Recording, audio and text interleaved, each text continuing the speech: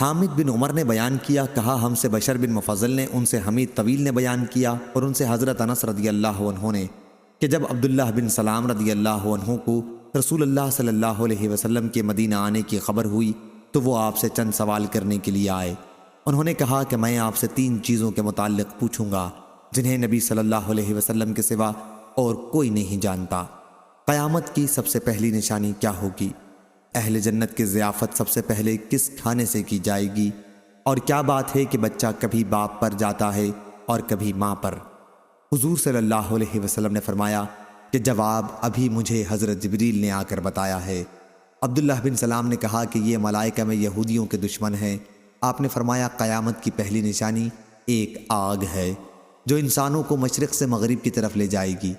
جس کھانے سے سب سے پہلے اہل جنت کی ضیافت ہوگی وہ مچھلی کی کلیجی کا بڑا ہوا ٹکڑا ہوگا جو نہایت لذیذ اور زود ہضم ہوتا ہے، اور بچہ باپ کی صورت پر اس وقت جاتا ہے جب عورت کے پانی پر مرد کا پانی غالب آ جائے، اور جب مرد کے پانی پر عورت کا پانی غالب آ جائے تو بچہ ماں پر جاتا ہے۔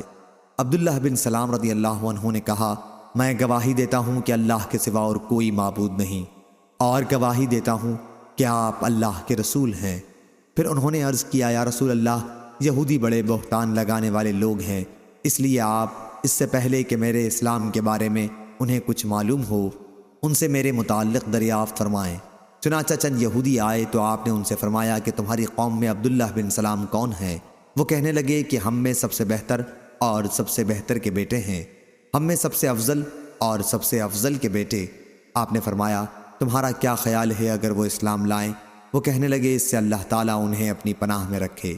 حضور صلی اللہ علیہ وسلم نے دوبارہ ان سے یہی سوال کیا اور انہوں نے یہی جواب دیا۔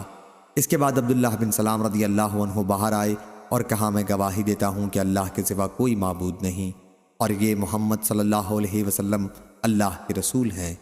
اب وہ کہنے لگے یہ تو ہم میں سب سے بدتر آدمی ہے اور سب سے بدتر باپ کا بیٹا ہے۔ فوراً ہی برائی شروع کر دی۔ حضرت عبداللہ بن سلام رضی اللہ عنہ نے عرض کیا یا رسول اللہ صلی اللہ علیہ وسلم، اسی کا مجھے ڈر تھا۔ صحیح بخاری حدیث نمبر 3938۔